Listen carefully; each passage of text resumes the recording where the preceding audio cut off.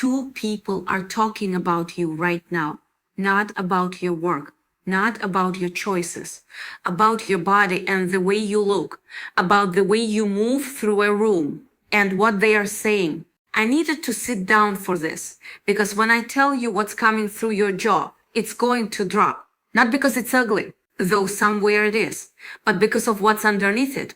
Because these two people, while they are picking you apart word by word, are completely, utterly, embarrassingly obsessed with you. And they don't even realize how much they are giving themselves away. Let me paint you a picture, because you deserve to see this clearly. There are two people, and you already know who they are, even if you haven't admitted it to yourself yet. One carries more of that sharp, critical, competitive energy. The other one, that one is more quieter, more emotional, more tangled up in feelings they would never ever say out loud. And together, these two have made you their favorite topic. Not occasionally, regularly. You are the conversation they keep coming back to, like a song they can't get out of their heads no matter how hard they try. You are occupying the most expensive real estate in their minds, rent-free. And the rent they are paying is a peace of mind. They might be walking somewhere together, outside, maybe somewhere, moving somewhere with enough background noise that other people can't easily overhear. A parking lot, a trail, maybe even just driving around with the window cracked. And the whole time they are talking about you. Your hair, your waist to your skin, the way you walked into that room last time, the way you looked when you didn't even know anyone was watching. They are going over every detail like they are trying to solve a puzzle. And here's the thing, they can't solve it. That's what's driving them absolutely crazy. Because what they are actually looking for isn't a flaw. They are looking for the blueprint. They're trying to figure out how you do it, how you carry yourself the way you do, how you walk into a space and something shifts. And they keep coming back to your physical appearance because that's the only thing they can point to. That's the only tangible thing they can grab onto and discuss out loud without admitting what they're really feeling. So they talk about your body. They talk about your looks.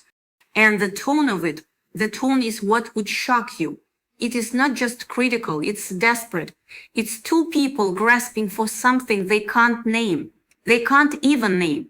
Now, here is where it gets interesting. And this is where science meets spirituality in a way that will set you free. Imagine walking into a fun house at a carnival. You look into a mirror and it shows you someone unrecognizable, distorted, out of proportion and strange, of course. You wouldn't look at that glass and cry, "That's me." You'd laugh because you know the mirror is somehow broken. And here is the specific scientific actually truth that will leave you speechless.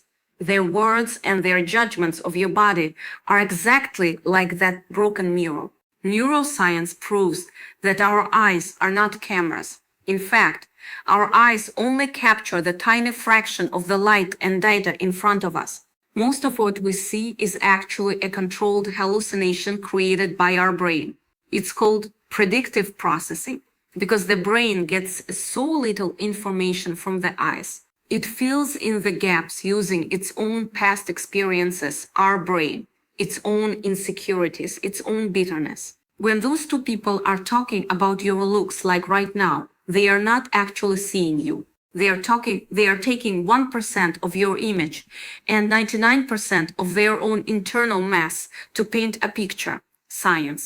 They are looking at a low-resolution stretch colored by their own shadows.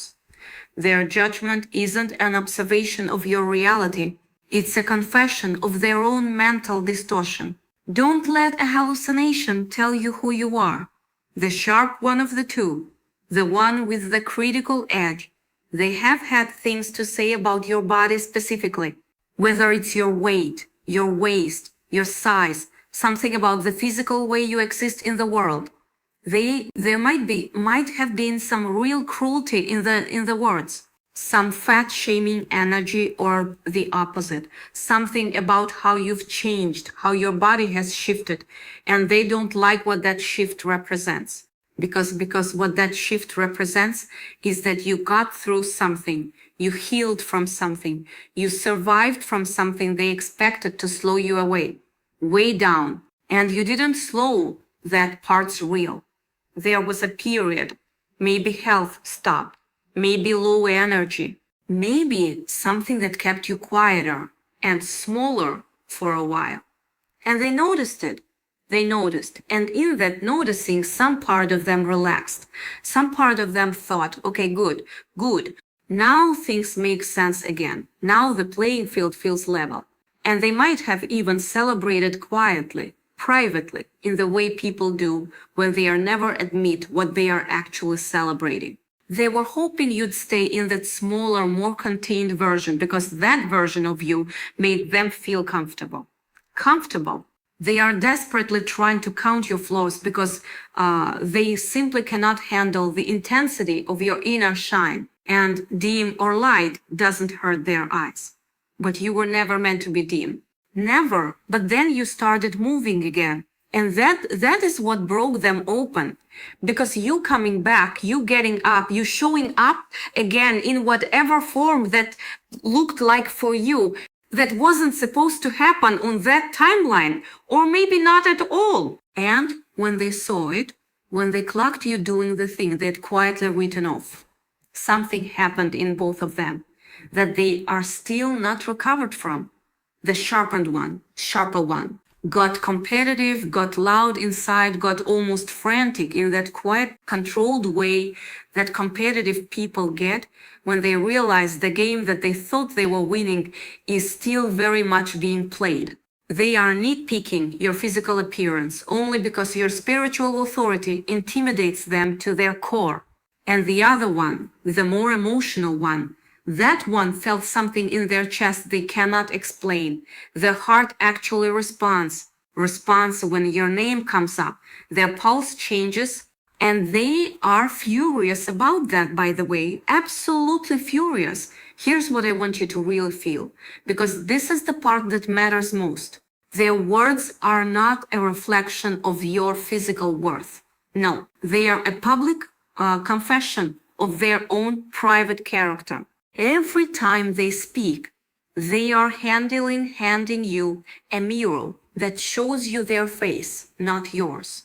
They are talking about your body as though your body is the thing that makes you powerful, as though if they can find the right words for what's wrong with it, they will naturalize you somehow, but they can't. Because what's making them lose their minds has nothing to do with whether you are a size 2 or size 22, whether your hair is long or short, whether your jawline is sharp or soft.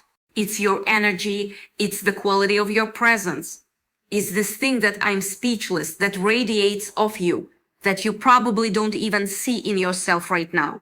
That thing that makes people feel you when you walk into a room before they have even consciously registered that you are here, that you are there.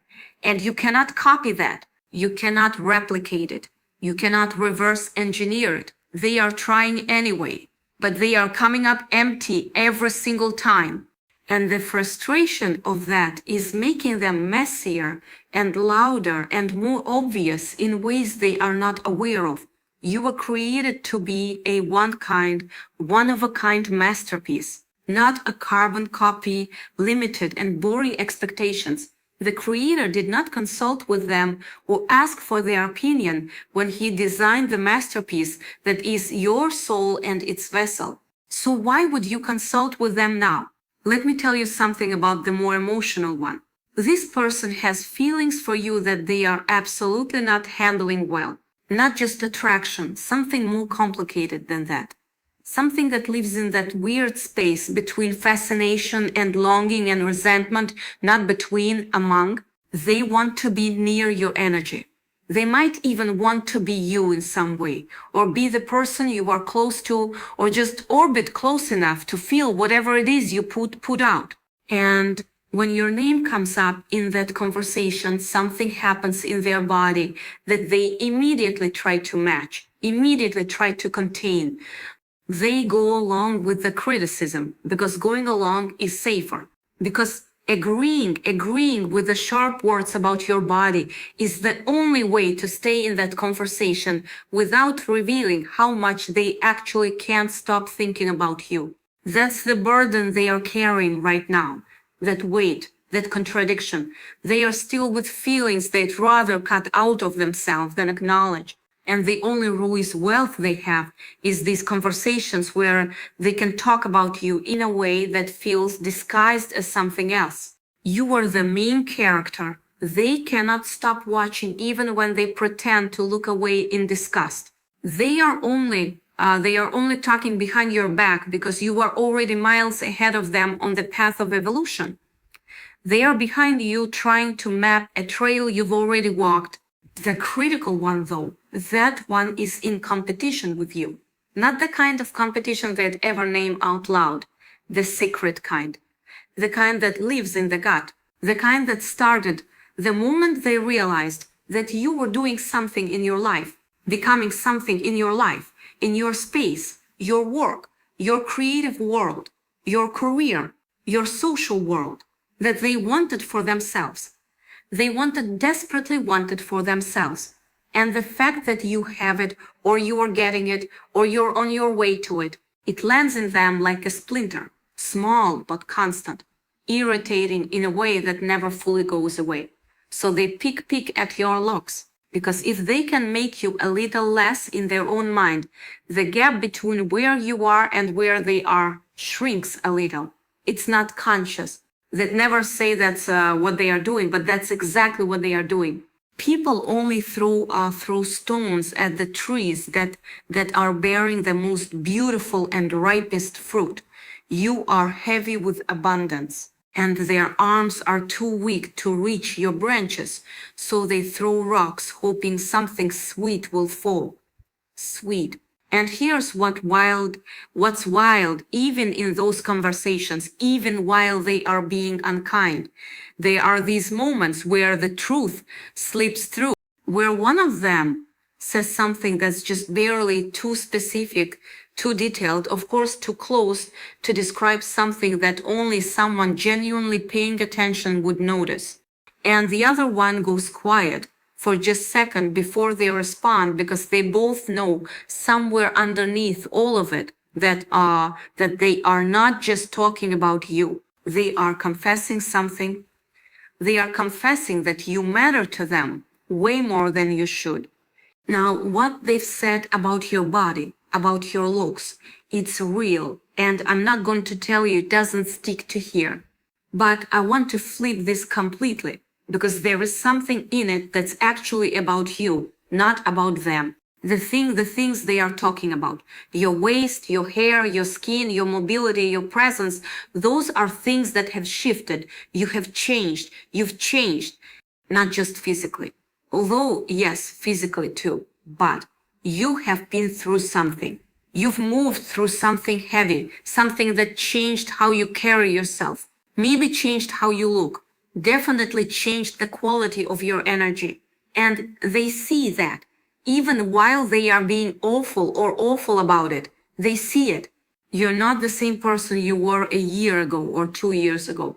And whatever it took to get from there to here, the healing, the quiet, the rebuilding, that's in your body now. It lives in the way you walk. It's visible in a way you can't fully articulate because you are still in the middle of it. And here's where I need you to hear directly. The things they are criticizing are the exact things that drawn people to you. Your waist, your body, the way you've changed, these are not flaws in the story. They are the story. They are the story. The very features they mock today are the unique signatures of your identity that set you apart from the crowd. They approve that something happened and you are still here. They approve that you are the person who keeps moving, even when moving is hard, really hard, even when someone expected you not to. Your body is a temple of your soul. Your beautiful body to your beautiful soul. But their gossip is nothing more than temporary graffiti on the outside walls. That graffiti says nothing about the sanctity of the temple and everything about the vandal holding the spray can. There is a version of you they expected, smaller, quieter, more contained, more manageable, less whatever it is you're becoming. And they are watching that expectation fall apart in real time. And they don't know what to do with themselves.